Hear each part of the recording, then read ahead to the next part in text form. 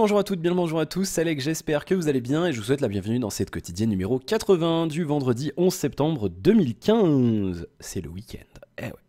Allez, on est parti avec nos infos, rien à signaler côté jeux vidéo, rien de marquant pour ma part. Côté high-tech, il est temps, enfin Periscope permet de streamer en paysage.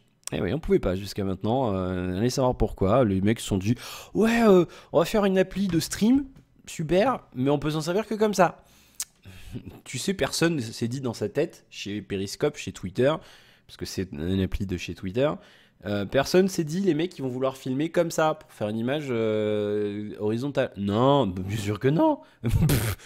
Penses-tu bon, enfin bref. Bon, du coup, c'est bien. Maintenant, on peut faire du paysage. Canon, you can, yes, qui teste. Alors, une bonne surprise pour moi. Canon qui teste la réalité virtuelle. Je ne m'attendais pas du tout à ça. J'aurais cru que Canon pourrait, si je voyais une news Canon sur les sites que je fréquente pour tout ce qui est mobile et compagnie, j'aurais plutôt pensé que ça aurait été, et ce que j'espère un jour ça arrivera d'ailleurs, que Canon arrive et dise « Hey, on va faire des capteurs pour les mobiles, pour faire des photos sur mobile ». Je crois pas que ça existe, hein, mais ça serait cool.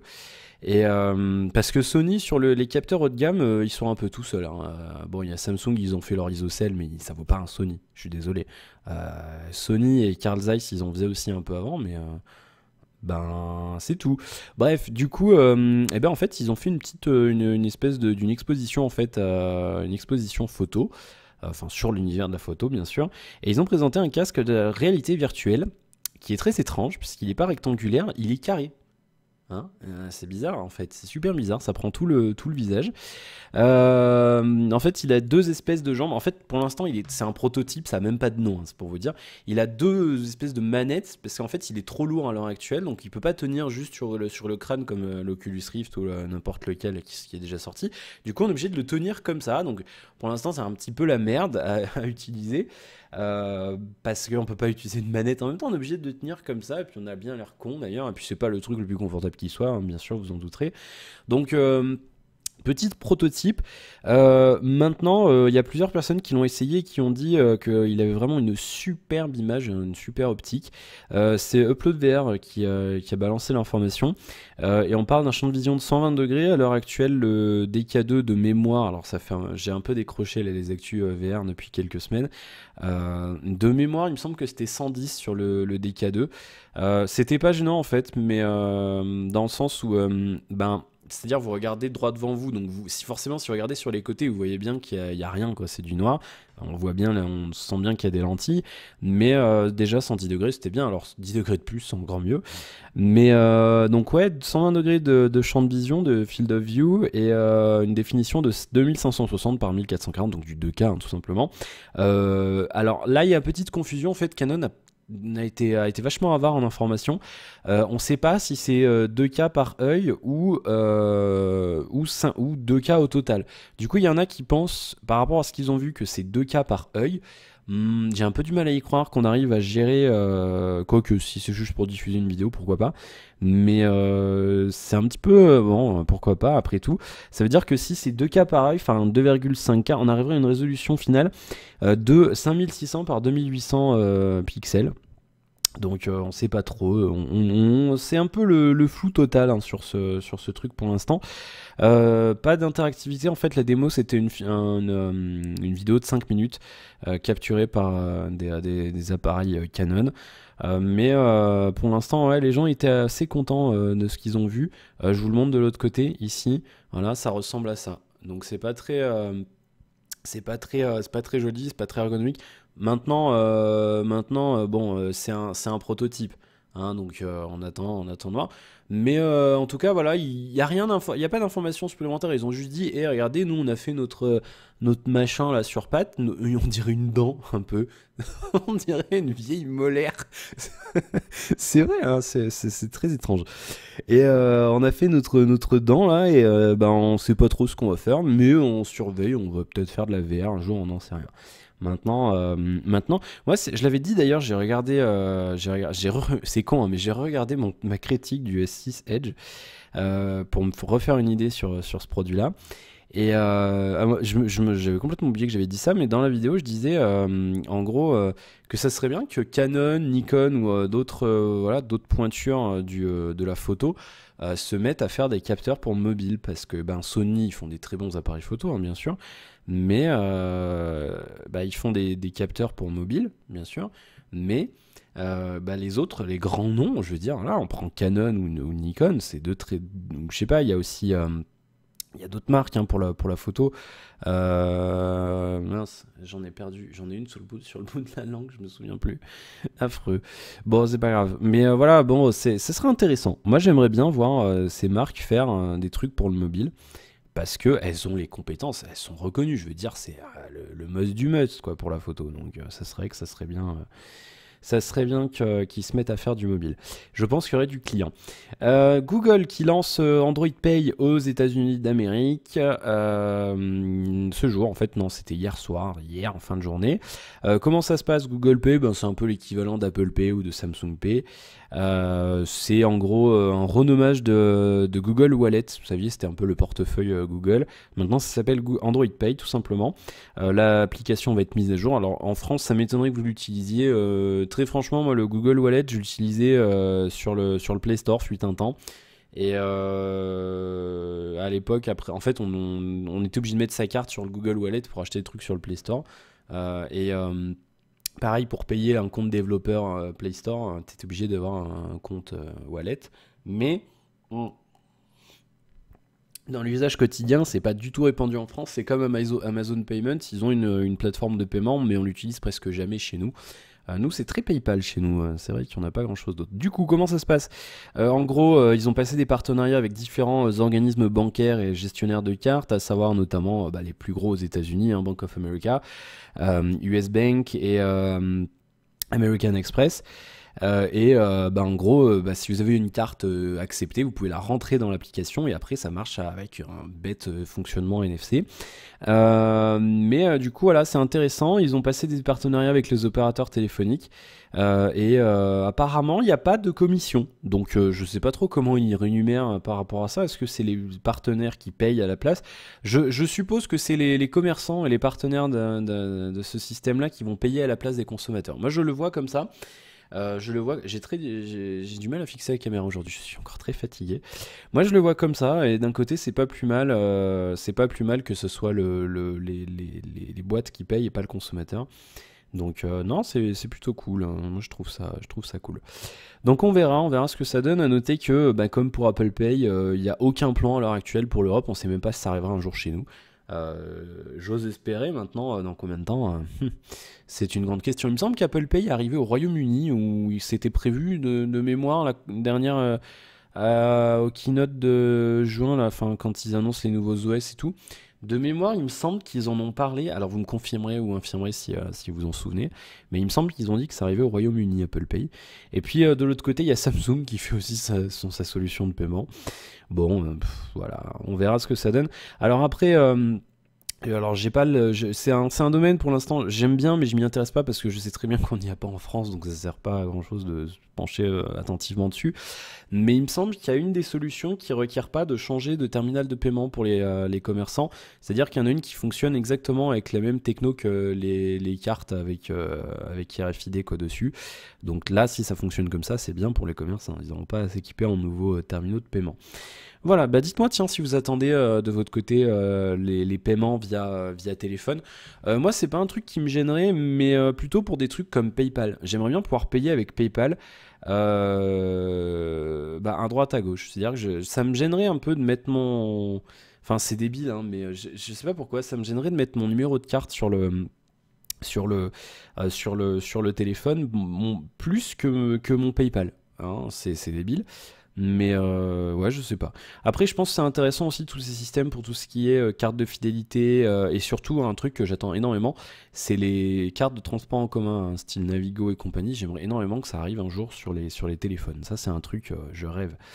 Ça arrivera jamais. Mais, mais bon, c'est beau de rêver. Ça fait du bien de rêver un petit peu. Bon, autre info sur Android. On parle un petit peu de Marshmallow qui devrait arriver normalement à la fin du mois avec les nouveaux Nexus, bien sûr, comme chaque année. Pendant les développeurs preview, les dernières développeurs preview, il y avait un système de choix hein, de thèmes pour l'OS. Hein, bien sûr, sur Android L, le thème est très, il est lumineux. Hein. Voilà, c'est blanc. Voilà, c'est blanc tout simplement. Contrairement à Jelly Bean et KitKat où c'était sombre par défaut.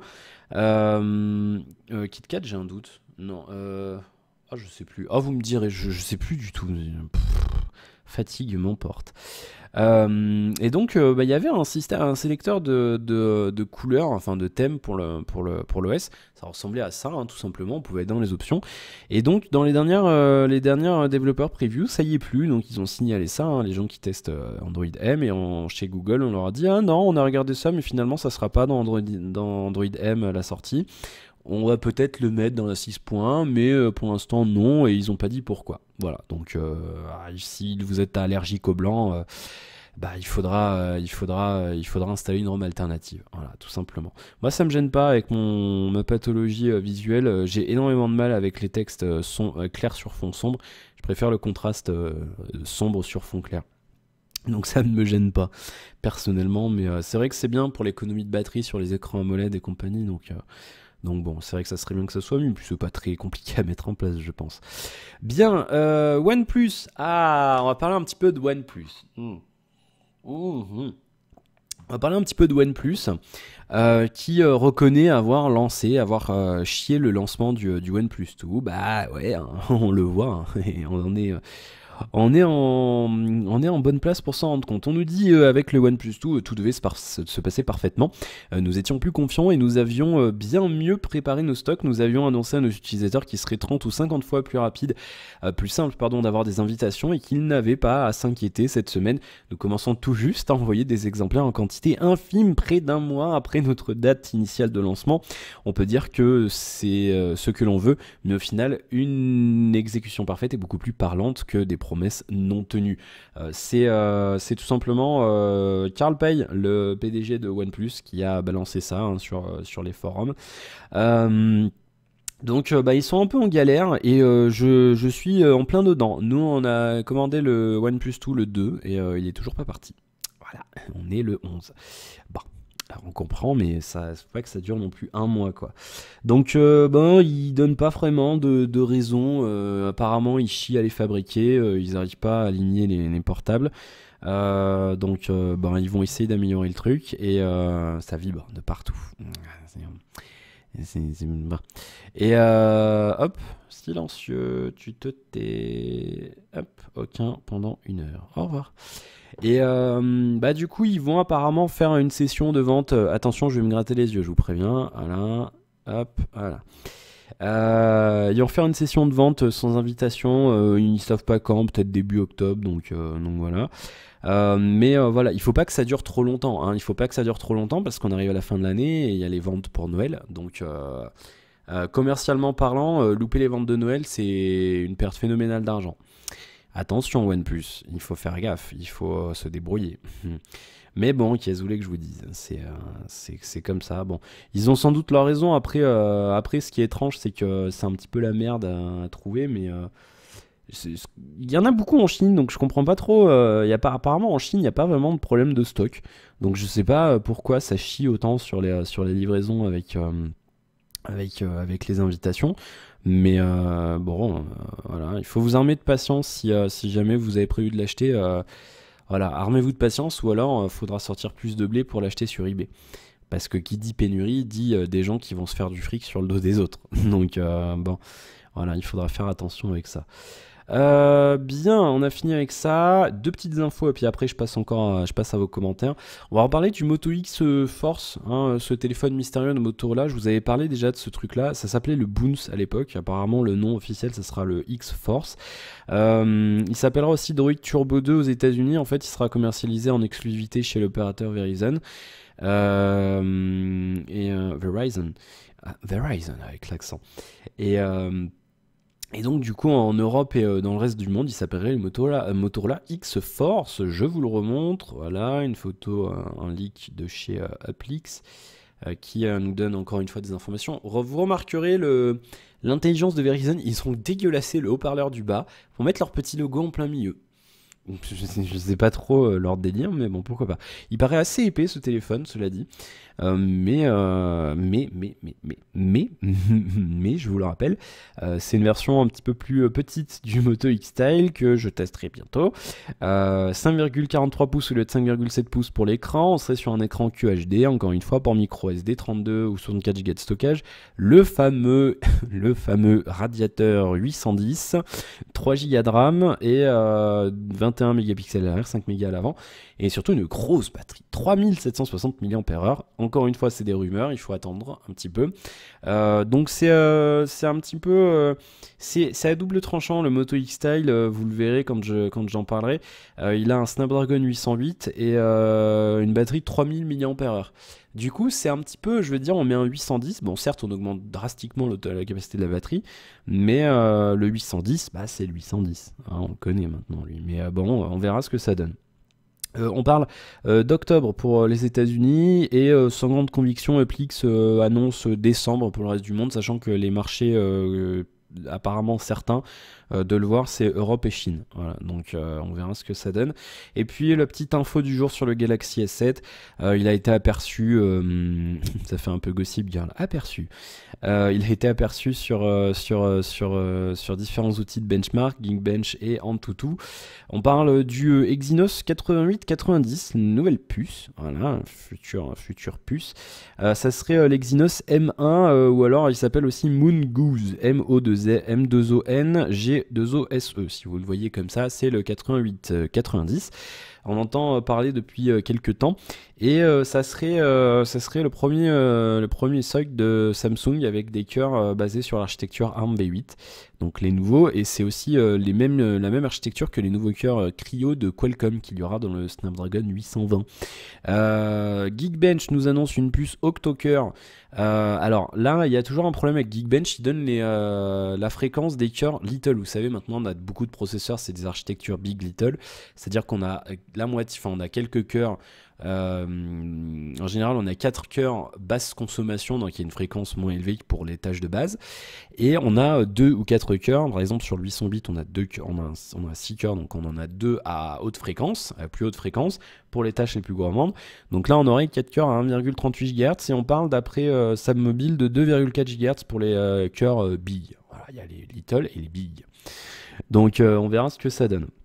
On parle de 4 Go de RAM, bien sûr. On parle toujours de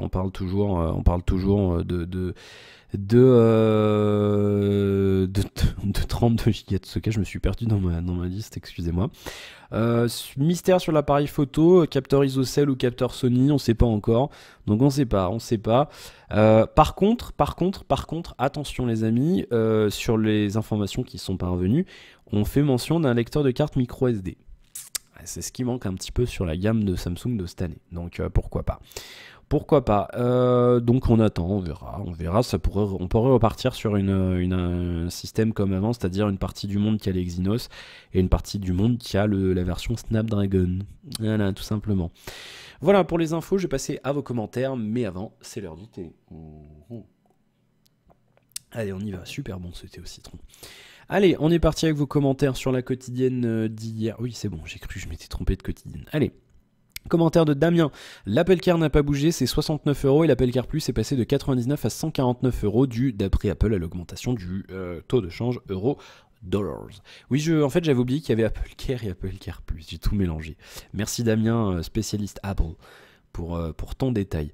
Timidang, il paraît que le G4 a une mauvaise autonomie. Toi qui aimes les grosses batteries, ça va être chaud. Alors, oui, il a pas une autonomie folichonne, donc je l'ai quand même mis dans ma liste, mais c'est pas je te dis, il est pas dans mon top choix, il est pas du tout bien placé.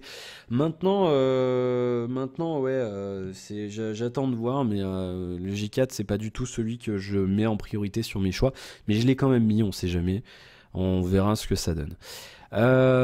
Jérémy, bonsoir. Avec tout ça, on ne sait même plus quoi faire. Attendre le début d'année ou acheter un téléphone avant la fin de l'année. Il y a trop de smartphones sur le marché. Certes, les constructeurs doivent se faire du bénéfice, mais c'est beaucoup trop, je trouve. Mais c'est comme ça. Mais toi qui cherches peut-être un futur en passant à ton mindset, que vas-tu faire?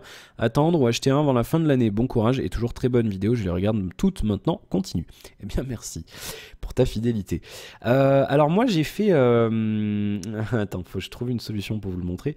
Je me suis fait un tableau. Alors, je vais voir si je peux pas le balancer sur hop, tac, machin, nanana. Alors, hop, je vais aller le chercher. Bim, je vais aller le mettre sur le drive, je vais vous le montrer. Moi, je me suis fait un petit tableau, de comparatif qui est pas fini d'ailleurs, parce que j'ai pas toutes les infos qu'il me faut pour choisir mon téléphone. Mais je me suis fait un petit tableau avec plusieurs terminaux. Et du coup, c'est bien pratique. Moi, j'aime bien faire ça. Souvent, je fais ça en fait quand je dois faire des choix, même des choix qui n'ont rien à voir avec les nouvelles techno. Je fais un tableau. Je liste tout et après je prends le truc sur lequel je fais le moins de compromis. Voilà. Et du coup, je trouve ça super cool. Du coup, voilà, je me suis fait mon tableau, je vais vous le montrer, je l'ai chargé sur Google Drive.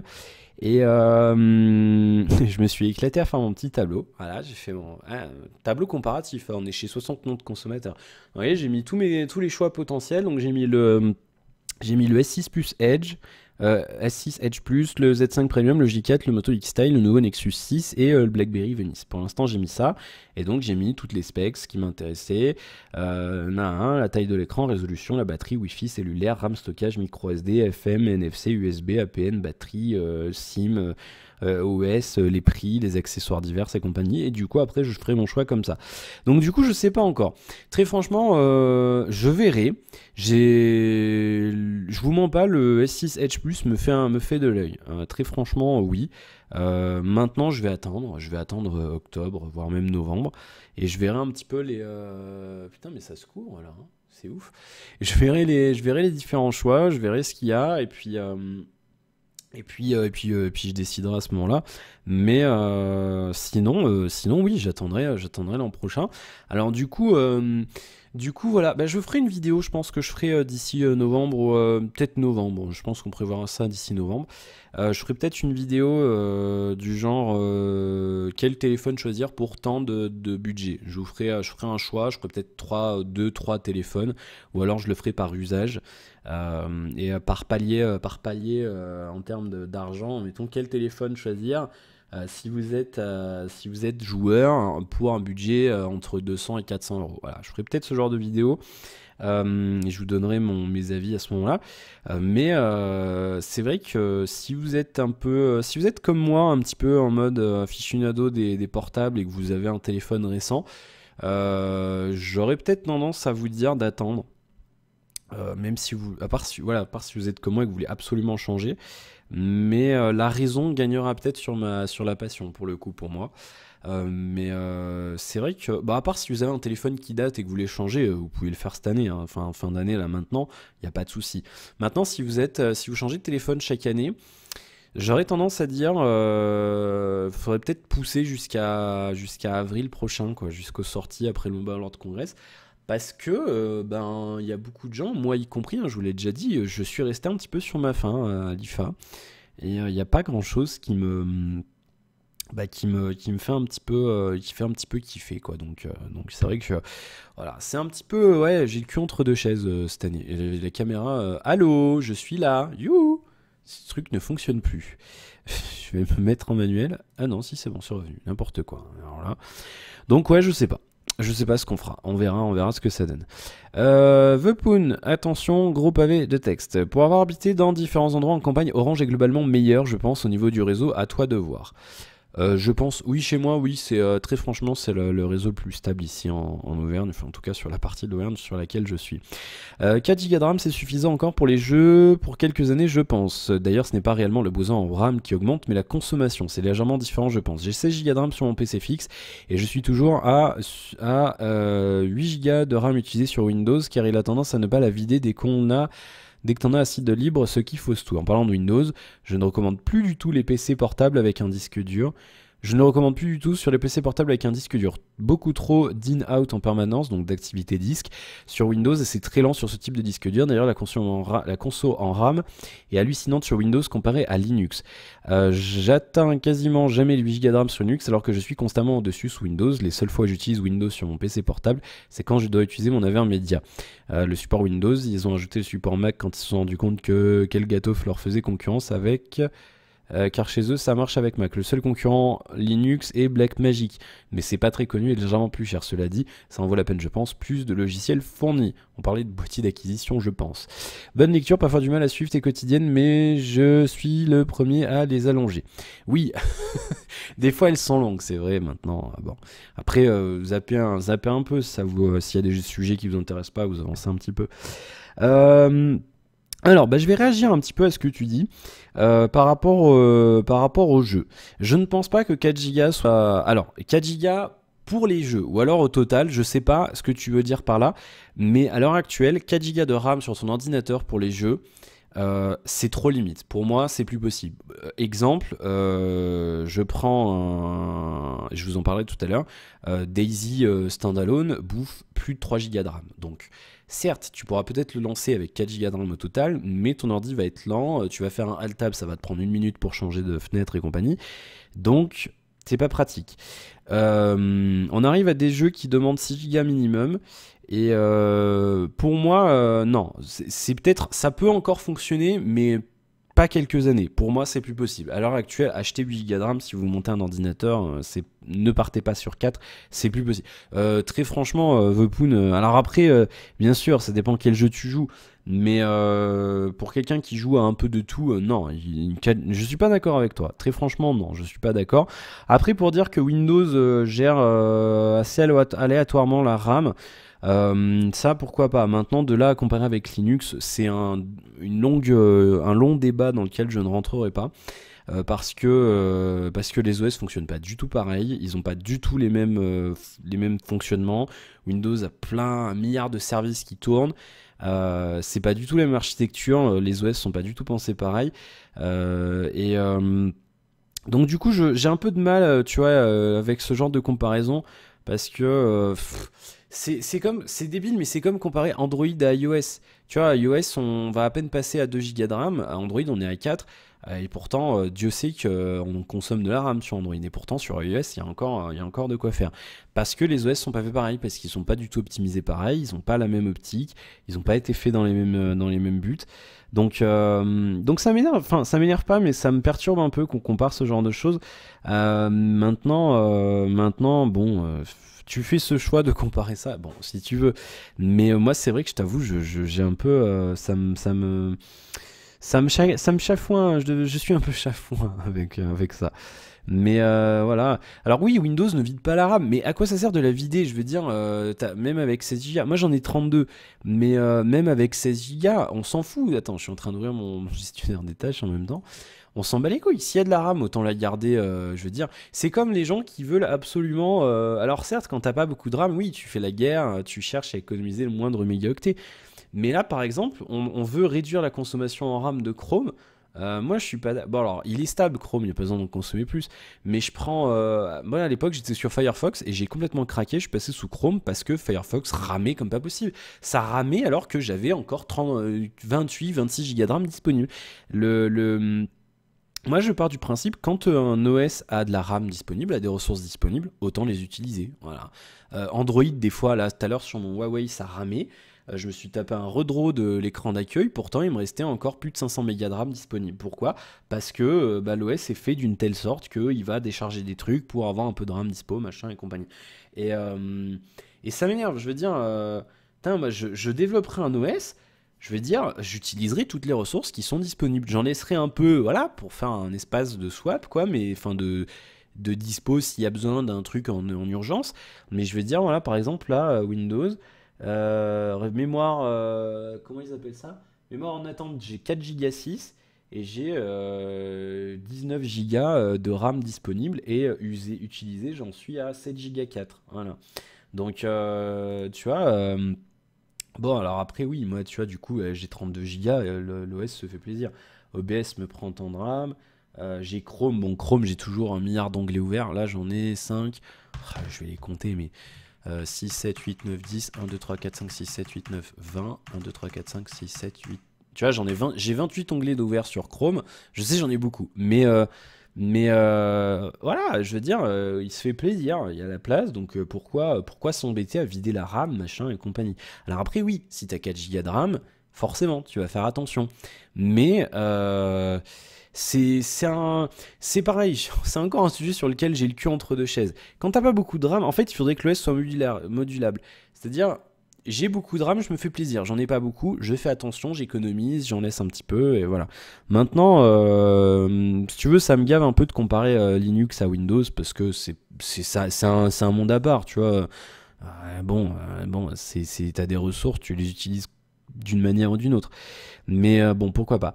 Après, bon, les in-out sur PC portable, bah après, encore une fois, c'est un... Bien sûr, mais c'est parce que on met des disques durs lents sur les ordi portables. Tu mets un SSD, aucun problème. Après, bon. Non, du coup, ok, et du coup, je sais plus, avant, tu disais... J'ai toujours un 8 Go d'RAM utilisé sur Windows qui a tendance à ne pas la vider. Mais ouais, mais je veux dire, enfin, tu râles, mais je vois pas pourquoi, en fait. On s'en fout, t'as 16 Go, s'il t'en reste plus de 8, qu'est-ce qu'on s'en bat les couilles qu'il la vide pas la RAM, enfin on s'en fout, tu vois ce que je veux dire, c'est pas important, enfin je comprends pas en fait ce truc là. Mais bon, pourquoi pas. Mais après, ouais, mais c'est pareil, c'est différent, tu vois, on parle de la RAM PC, ça n'a rien à voir avec l'utilisation sur smartphone. Sur PC, bon, tu lances un programme, tu le fermes, peu importe. Sur smartphone, tu auras peut-être tendance à laisser des applis ouvertes, donc tu auras envie d'avoir un peu plus de RAM. Bon. Du coup, j'ai fermé la quotidienne, je sais pas pourquoi. T'es débile, le gars. Allez hop, reviens. Voilà. Bon, voilà qui dit pour tout ça, mais c'est un long débat après Windows, Linux, machin, l'usage de la RAM. Chacun a son point de vue là-dessus. Mon petit Karateka, bonsoir. L'idée de développer un réseau pour sauvegarder la mémoire de son portable, ce serait top. Et jusqu'à preuve du contraire, tous les Samsung Galaxy sont sortis en mars. D'accord, il n'y a aucun lien entre les deux phrases. Je n'ai pas compris, désolé. Oui, non, le système là, de Fujitsu, moi, me fait rêver. Mais oui, non, mais il n'y a aucune raison qu'il sorte à la fin de l'année. Ce serait complètement débile de la part de Samsung de sortir ça en fin d'année. Il ne sortira pas de sitôt. J'ai un peu l'impression qu'on presse les fabricants de Samsung à en créer un nouveau tout de suite.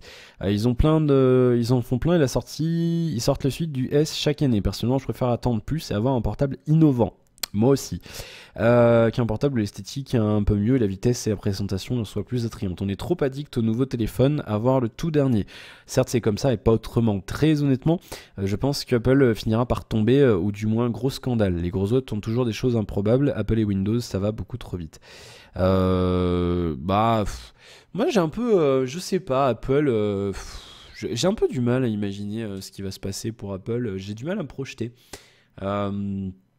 Parce que ouais, c'est un peu compliqué. Je sais pas trop, je sais pas. On verra ce que le futur nous réserve. On passe un Windows de PC basique vers un Windows tablette, ce n'est pas accessible. À la limite une Windows spéciale. Je ne comprends pas ta phrase, désolé Karateka. On est passé d'un Windows de PC basique vers un Windows tablette, ce n'est pas assez accessible. Limite un Windows spécial jaune. Me concernant, je suis un adolescent, ce qui peut expliquer mon manque de recul, donc ça me convient, mais je pense aux autres. Alors je suis désolé, mais je vois pas du tout. Excuse-moi, mais je comprends pas. Je suis désolé de mon nom de texte, manque de canalisation de ma part. Enfin voilà, Alex, j'aime ton concept de vidéo. Ça change des youtubeurs qui en font des caisses avec leurs 15 000 ordi. Oui, ouais, oh, bon. Après, mais c'est complémentaire YouTube, il en faut pour tout le monde et bon, mais c'est un truc que j'aime bien, la complémentarité. Moi, je rajoute des choses qu'il n'y a pas ailleurs, peut-être, par exemple. Bien, bah merci pour ton commentaire, Karateka. Bon, j'ai pas compris la fin, hein, tu m'en veux pas, mais je vois pas. Enfin, je réagis peut-être à un truc que j'ai dit hier, mais je m'en souviens plus, donc ça pose problème. Bon. Voilà, et ben on est déjà à 34 minutes. Bon, je vais finir mon thé parce qu'il va être froid. Voilà, comme ça on n'en parle plus. Allez hop, infini. Ben pas grand chose d'autre à vous signaler aujourd'hui. Ça va être le week-end. Il va y avoir un de ces une de ses affaires ce week-end. Je sais pas trop si on va pas passer en vigilance orange, orage ou pluie inondation. Je suis en train d'aller chercher, je vais voir s'ils ont passé une vigilance. Non, ah si, il y a déjà une vigilance orange sur l'Hérault et le Gard. Ah ah. Moi je le sens bien pour demain chez nous parce qu'il va y avoir une sacrée lame d'eau. Ouais, en Auvergne, à mon avis, on va passer demain en vigilance. Et moi j'ai parié sur Cantal, Puy-de-Dôme, Allier, Hérault, Gard et peut-être Corrèze et Ardèche. Voilà, en vigilance orange, vous verrez demain. Oui, c'est notre passion la météo chez moi. Je ne sais pas si je vous l'avais déjà dit. Je fais mes propres prévisions. Oui, monsieur. Donc voilà, je suis attentivement. Mais ouais, ils annoncent du vent, là, 90 km/h chez moi. Je suis un peu en montagne, donc ça accentue le truc. Pas mal de flotte et des orages et tout. Donc je vais préparer mes batteries. S'il n'y a pas de quotidienne lundi, c'est que j'ai plus internet. On va toucher du bois. Voilà, je touche mon plancher aussi. Je ne veux pas revivre le mois de juin. C'est clair et net. Bon. Voilà, on verra ce que ça donne. Pas fait grand chose. J'ai le temps de rien faire en ce moment. Je me couche très tard. Je fais des nuits chaotiques.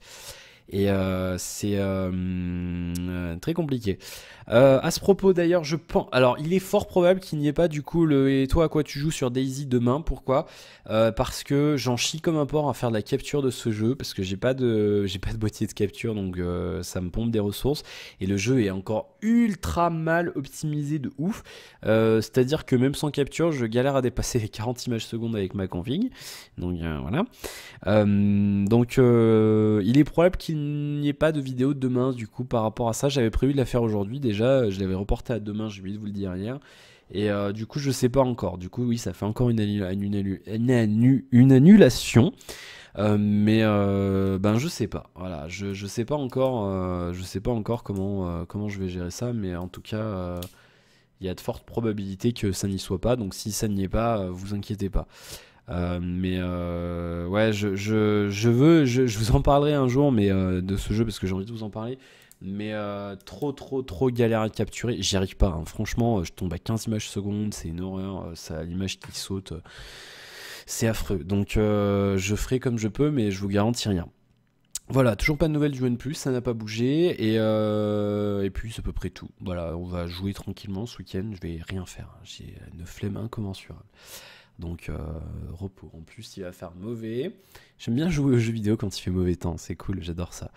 Voilà, bah écoutez, merci pour votre fidélité, merci aux tipeurs, merci pour vos commentaires, n'hésitez pas à en laisser, j'y répondrai dans la quotidienne de lundi. Et puis n'hésitez pas à liker la vidéo si ça vous a plu, à vous abonner si ce n'est pas encore fait et en parler autour de vous, ça fait de la publicité et c'est cool. Je vous souhaite un bon week-end, de profiter de la vie, je vous souhaite plein de bonnes choses et je vous retrouve lundi pour la suite de nos aventures. Merci, à lundi, ciao.